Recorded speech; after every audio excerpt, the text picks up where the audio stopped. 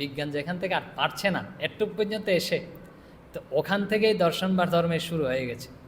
তো আমরা তবু একটু বিজ্ঞানের সাথে যুক্তি দিই, বলছে কেন আমরা পূর্বমুখী বা উত্তরমুখী হয়ে বসবো।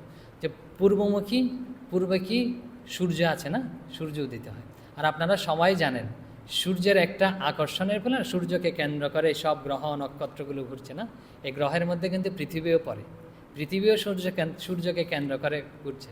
যারা জানেন যে বিজ্ঞানের যে দুইটা গতি আছে, একটা হচ্ছে সেন্ট্রিফিউগাল, একটা হচ্ছে সেন্ট্রিপেটাল, এই ফোর্সের প্রভাবেই না, একটা হচ্ছে কেন্দ্রাগতিক, একটা হচ্ছে কেন্দ্রের বহির্মুখ, এই দুটার প্রভাবেই ধরে আছে। তাহলে কিন্তু সূর্য আমাদের আকর্ষণ করছে না, যে আকর্ষণ বিকর্ষণের একটা প্রভাব রয়েছে। তো ওই যদি আকর্ষণের অনুকূলভাবে আমরা বসি, তাহলে কিন্তু আমাদের ধ্যান করতে, মন একাগ্র করতে সুবিধা। কেন, আমাদের শরীরে যা রয়েছে না, যেরকম ধরুন যে আমরা উদাহরণ দিতে পারি, এই জোয়ার ভাটা হয় জানেন তো, সবাই জানেন কি সূর্যচন্দ্রের আকর্ষণ হয় তো জোয়ার ভাটা হয়। তা আমাদের কিসের উপর, তরল পদার্থকে আকর্ষণ করে। আমাদের শরীরে কিন্তু প্রায় 70%-এরও বেশি হচ্ছে, 70 ভাগেরও বেশি হচ্ছে জল। তাহলে নিশ্চয়ই বুঝতে পারছেন এর একটা আকর্ষণ আমাদের শরীরের মধ্যে কাজ করছে। তখন আমরা যদি এই আকর্ষণের অনুকূলে কাজ করি না, তখন আমাদের সব সুবিধা হয়। আর যদি আকর্ষণের বিপরীতে কাজ করার চেষ্টা করি, তাহলে কিন্তু আমাদের অসুবিধা হয়ে যায়।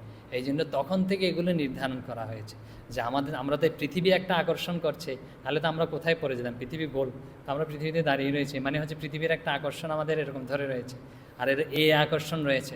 তো এগুলো হচ্ছে সব যদি এরকম আমাদের অনুকূলে কাজ করে, তাহলে আমাদের কাজ করতে সুবিধা। সেরকম তাহলে উত্তরমুখী হয়ে বসবো কেন? উত্তর মেরু আমাদের খুব কাছাকাছি না, জানেন তো, উত্তর মেরু আর দক্ষিণ মেরুর মধ্যে একটা আকর্ষণ বিকর্ষণ শক্তি রয়েছে। আমরা যদি এভাবে যে বলে যে দিনের বেলায় রাতের বেলায় তো সূর্য থাকে না, সূর্য সব সময় থাকে, তো একটু হচ্ছে ঘুরে যায় আর কি, আমরা সূর্যকে ঢাকা পড়ে যায়। তো বলছেন রাতের বেলা হচ্ছে উত্তরমুখী। উত্তরমুখী কেন? উত্তর মেরুর না একটা আকর্ষণ রয়েছে, ওই আকর্ষণের অনুকূলে যদি আমরা বসি, তাহলে কিন্তু একইভাবে আমাদের মন একাগ্র করতে, শরীরের যে একটা ভারসাম্য রয়েছে, এই ভারসাম্য বজায় রাখতে সুবিধা হয়। এই জন্য বলছেন শাস্ত্রকারগণ যে উত্তর বা পূর্বমুখী হয়ে প্রথম অবস্থায় করা ভালো।